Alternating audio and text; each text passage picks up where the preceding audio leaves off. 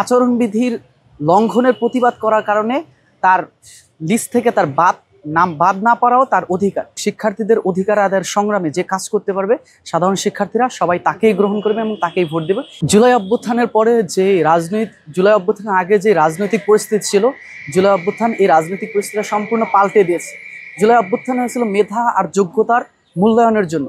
আমি মনে করি এখানে বয়স কোনো ফ্যাক্টর না, এখানে মেধা, যোগ্যতা এবং শিক্ষার্থীদের অধিকার আদায়ের সংগ্রামে যে কাজ করতে পারবে সাধারণ শিক্ষার্থীরা সবাই তাকেই গ্রহণ করবে এবং তাকেই ভোট দেবে। এই অবস্থান থেকে আমি মনে করি যে বয়স যেহেতু কোনো ফ্যাক্টর না, যোগ্যতাই মূলত এখানেই নির্বাচিত হওয়ার মাপকাঠি। তো আমি হয়তো জুলাই আন্দোলন না হলে এই ডাকসু ইলেকশনটা পেতাম কিনা তারই কোনো সম্ভাবনা ছিল না, এবং সেই ইলেকশনে আমি একজন ভোটার হিসাবে ভোট দিতে পারছি সুষ্ঠু একটি পরিবেশ এখন পর্যন্ত যত যেই পরিস্থিতি আছে তার উপরে, এবং আমি নিজেকে একজন প্রার্থিতা ঘোষণা করে আমি স্বাধীনভাবে কথা বলতে পারতেছি, আমি স্বাধীনভাবে নির্বাচনী প্রচারণা কিছুদিন পরে চালাতে পারবো। এই অবস্থান থেকে আমি মনে করি যে ঢাকা বিশ্ববিদ্যালয় এখনকার যে পরিস্থিতি এটা ক্রিয়েটেড করেছে জুলাই আন্দোলনের অবদান অনস্বীকার্য এবং এটা অনেক অনেক বেশি। RICL TMX, যুগের পর যুগ স্থাপনা থাকে মজবুত। এখানে অনেক ইস্যু হবে, একটা প্যানেল থেকে অন্য প্যানেলের প্রতি বিভিন্ন ধরনের মন্তব্য করা হবে।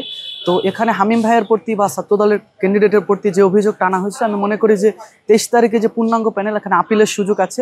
ইসলামী ঈশা ছাত্র আন্দোলনের যে প্রার্থী আছেন তিনি আপিল বিভাগে বক্তব্যটা তুলবেন, এবং আমি মনে করি যে নির্বাচনে এখন পর্যন্ত যে সহনশীল পরিস্থিতি আছে এবং নির্বাচনের জন্য যে কমিটি আছে সেই নির্বাচন কমিটি এটা সুষ্ঠু সমাধান দিবে বলে আমি আশা করি।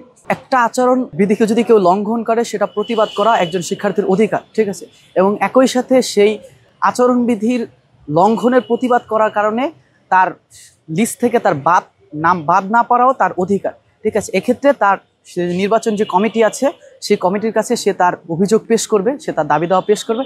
আমি আশা রাখি নির্বাচন পরিচালনা কমিটি যেহেতু এখন পর্যন্ত ডাকসু নির্বাচন নিয়ে সর্বোচ্চ চেষ্টার সাথে কাজ করে যাচ্ছে এবং এটার একটা সুষ্ঠু সমাধান দেবে, এবং এটার রায় আমি দেওয়ার কেউ না, কারণ যে সেখানে লঙ্ঘন হয়েছে তার আমি অবশ্যই কামনা করি যে তার একটা অধিকার প্রতিবাদ করা, এবং এটা যেহেতু তার একটা অধিকার প্রতিবাদ করা, সুতরাং তার একই সাথে প্রার্থিতা বাতিল না হওয়া তার অধিকার। সুতরাং আমি আশা করি যে নির্বাচন পরিচালনা কমিটির কাছে সেই বিষয়ে তুলে ধরবে এবং তারা একটা ফেয়ার বা জাস্টিসের ভিত্তিতে, ইকুইটির ভিত্তিতে তাকে একটা সমাধান দিবে বলে আমি মনে করি। এখন পর্যন্ত আমার চোখে বিশেষ কোনো গোষ্ঠী বা কোনো দল বা কর্নেলের প্রতি তাদের সফট কর্নার বা তাদের একটি সহানুভূতি আমি দেখতে পাইনি।